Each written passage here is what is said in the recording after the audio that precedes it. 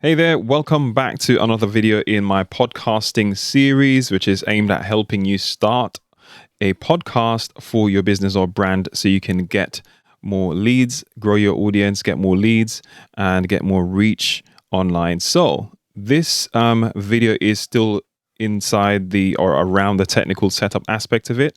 I've already spoken about creating the concept of the podcast, microphones, and other equipment and things that you'd need for recording.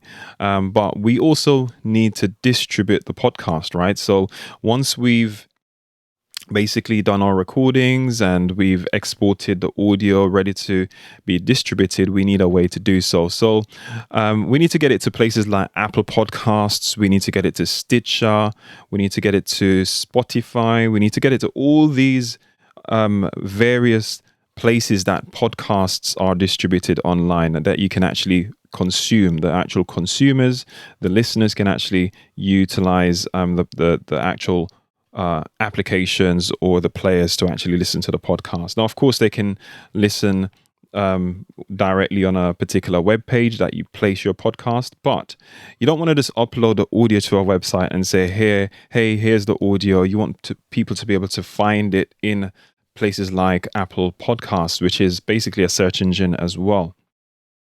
So in order to do so, you need a distribution company. So the distribution company that does podcasts, they basically take the audio. So it's a central point that gives you the tools, the facilities to upload your audio and other information about your podcast, such as the description of it, the graphic images that will represent your podcast, the cover image, and things like that. So you want to be able to upload everything and manage it in a central location.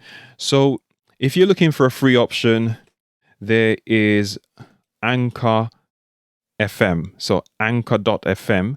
Now I tried these guys out maybe over a year ago just to test it out. And to me, there were some restrictions that I particularly didn't want to have in place. I wanted to be able to manage everything to the best of my ability. I can't exactly remember what it was, but there was just something about the way they distributed the podcasts to the various platforms that I didn't really have complete control over it. I didn't feel, but then it's a free option. So obviously with things that are free, there is some kind of trade-off. So this is okay for beginners if you want to get started just publishing your podcast. Check out the information on their page. Spotify seems to have taken them over. I don't think at the time when I tried it, Spotify was here as the suggested owner. It says Anchor by Spotify. So that's a good look anyway for them. It means that they're going to be around for some time because they have a big company behind them. So this is one option. If you're looking for other free options, you can actually use WordPress to publish a podcast. So WordPress have a couple of different plugins inside it that you can just install.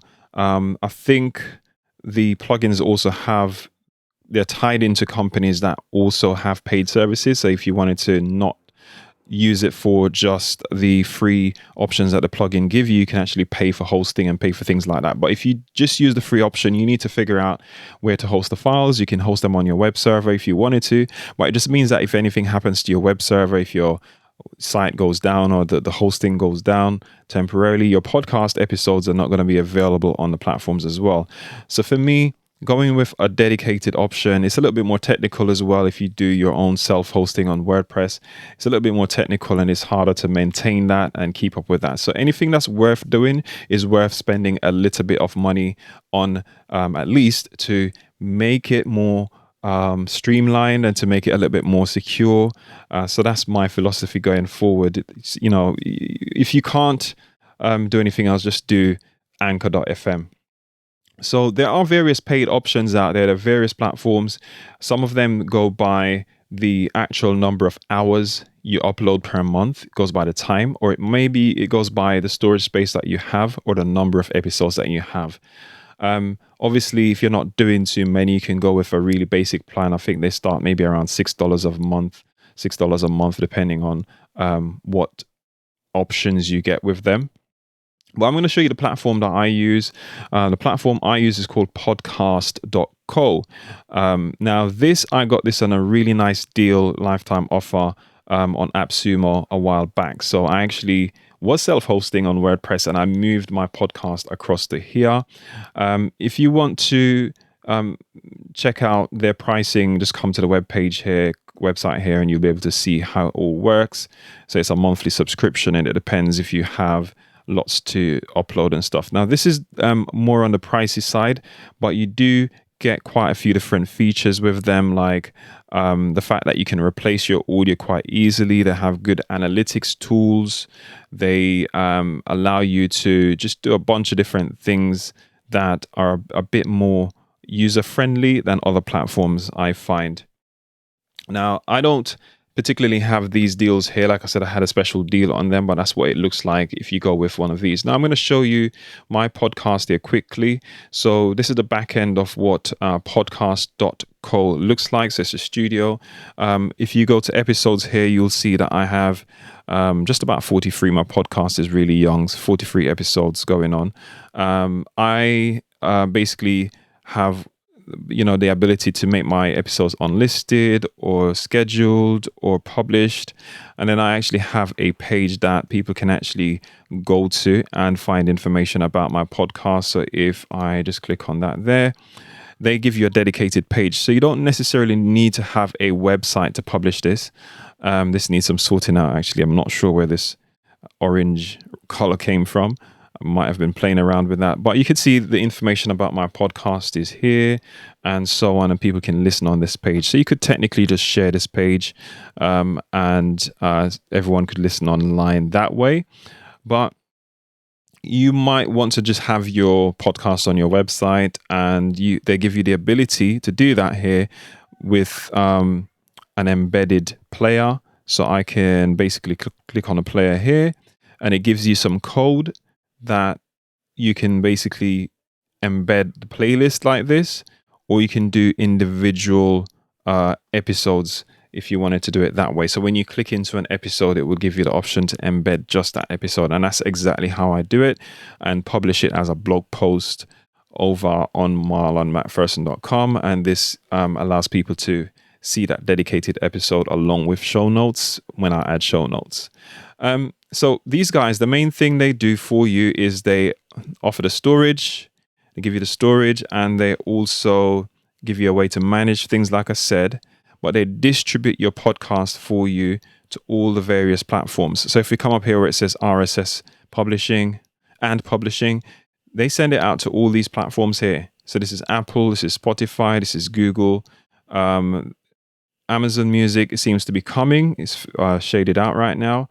So if you use, I do use TuneIn from time to time to listen to the radio. So your podcast would be going out to all these various platforms. Stitcher is the main one that I use. So you don't have to publish the podcast to each one of these individually. So the benefit of using a program or a service like this is that they send it out on your behalf and make sure that it gets distributed, and they keep adding new and more platforms to the service as soon as they make new deals. And they've got settings and analytics and stuff, which I won't get into here. So pretty much this is how you would publish the podcast. Once you publish an episode, it takes sometimes a few minutes. Other times it might take up to an hour for it to show up on all the platforms. But it takes a little while to propagate. Within, not even a couple of hours, normally you get the podcast out and people can start listening. And that's pretty much it. Now, if you are looking for some additional help, information, and guidance, you can head over to futurestepscreative.com, which is where I have my online community where you can post questions in the forum, and I'll be able to jump in there and help you out by answering the questions, or anyone else that's inside the community will be able to help you out as well. Plus, I have my online courses and additional training over there to help you build and grow your online business. That's it for this one, and I will catch you in the next video.